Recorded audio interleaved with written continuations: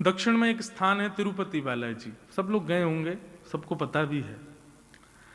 तो आज से हजारों वर्ष पूर्व तिरुपति में एक वैष्णव रहते थे। तिरुपति बालाजी की वो सेवा करते थे। तब इतना समृद्ध स्थान नहीं था, इतनी ज्यादा व्यवस्थाएं वहां पर नहीं थी। एक दिन जेठ का महीना, बहुत भीषण गर्मी, और क्योंकि तिरुमला पर्वत के ऊपर तिरुपति है, तो गर्मियों के समय में यदि कभी आपको जाने का अवसर भी मिले तो भी देखेंगे कि बिना किसी कारण ही आपके समस्त वस्त्र जो है गीले हो जाएंगे, इतना पसीना आता है। इतनी गर्मी दक्षिण में तो पड़ती भी बहुत है। तो जो वैष्णव सेवा करते थे उनके मन में आया, इतनी गर्मी पड़ रही है, इतना गर्म मौसम हो रहा है, ठाकुर जी की नौका विहार के लिए एक सरोवर इस पर्वत के ऊपर होता तो कितना आनंद आता। हम ठाकुर जी को सरोवर में नौका विहार कराते, ठाकुर जी को थोड़ी शीतलता मिलती, आनंद आता। इतनी व्यवस्था नहीं थी, इतने लोग नहीं थे, तो दोनों दंपति, पति पत्नी दोनों लिए फावड़ा और लग गए खोदने सरोवर बनाने के लिए। अब दो लोग इतना बड़ा सरोवर बनाए तो कितनी व्यवस्था करनी पड़ेगी। बेचारे दोनों खोदते, फिर जितनी मिट्टी इकट्ठी होती उसको लेकर के जाते, दूर फेंकते। तो जो ब्राह्मण थे, उनकी जो ब्राह्मणी थी वो गर्भवती थी, उनके गर्भ में बालक था। वो जब मट्टी उठा करके दूर कहीं फेंकने जाती तो ठाकुर जी को बड़ी पीड़ा होती। बोले कि देखो हमारे सुख के विचार के लिए दोनों कितना श्रम कर रहे हैं। वो गर्भवती माता है, उनके गर्भ में बालक है, फिर भी देखो वो कैसे लगी हैं, धूप ताप कुछ विचार नहीं करती, हमारी सेवा में तत्पर हैं।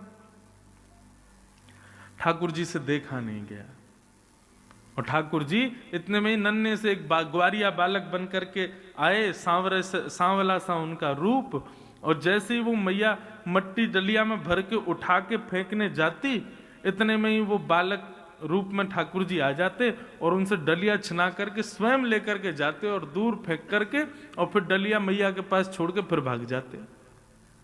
मैया बोली पता नहीं कौन नटखट बालक है, किसका बालक है, कहां से आ जाता है, मेरी डलिया उठा के भाग जाता है। पुनश्च फिर से मट्टी इकट्ठी करके जैसे ही डलिया उठाई, फिर से ठाकुर जी आ गए और फिर से डलिया छिना के और लेके जाएं और दूर पटक करके और डलिया उनके पास फेंक के फिर भाग जाएं, और वो रोकना चाहे तो रुके नहीं।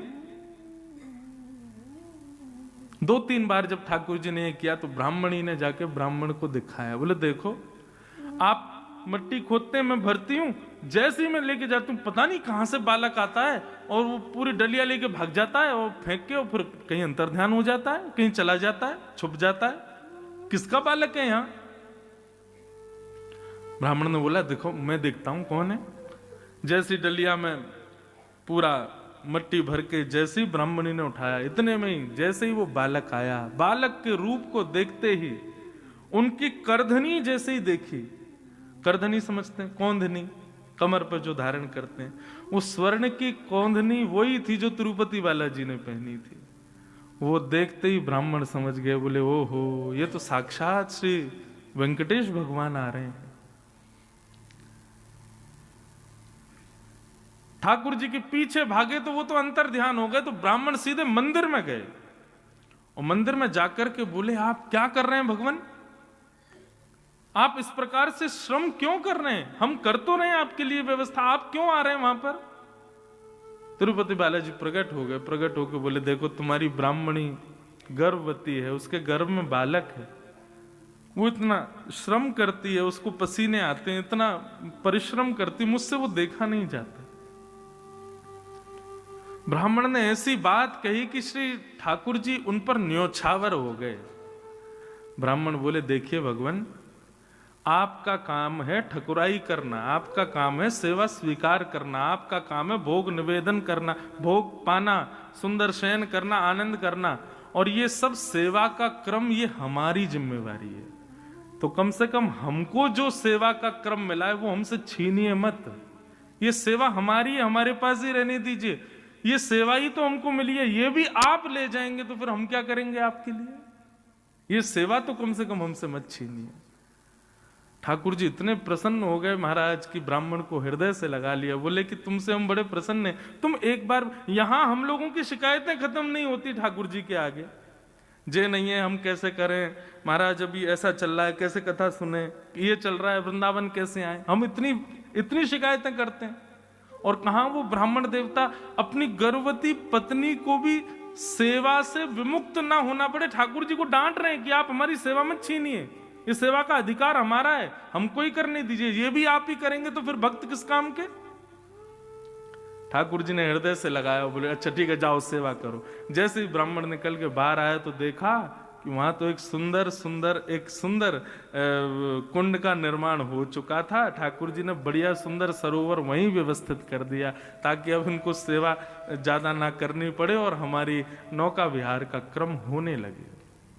कहने का अभिप्राय, ठाकुर जी जड़ नहीं है, ठाकुर जी चैतन्य है।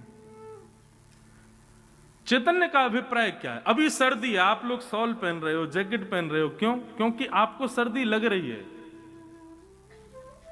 गर्मी आ जाती है आप एसी चलाते हो, क्यों? क्योंकि आपको गर्मी लग रही है। ये क्यों? क्योंकि आपका शरीर चैतन्य है। ऐसे ठाकुर जी भी चैतन्य है, ठाकुर जी जड़ नहीं है। उनके प्रति जड़ बुद्धि मत रखो, वो दिखते जड़ हैं, वो दिखते ऐसे हैं कि पाषाण में हैं, वो दिखते ऐसे हैं कि कोई धातु में है, लेकिन वो धातु या पाषाण में नहीं है, वो साक्षात चैतन्य है। और मैं तो ऐसा कह दूं तो कोई अतिशयोक्ति नहीं, ठाकुर जी आए थे जब हमारे पास तब जड़ थे, अब उनको चैतन्य करने की जिम्मेवारी हमारी है। अब वो चैतन्य हो, ये जिम्मेवारी हमारी है। कभी आपके लड्डू गोपाल या जो भी सेवा का क्रम आप अपने घर में करते हो, कभी उनका स्पर्श करके अनुभव हो, जैसे एक मानव को स्पर्श करने पर अनुभव होता है, वो अनुभव उनको स्पर्श करके हो, तब सोचना अब हमारी सेवा प्रारंभ हुई है।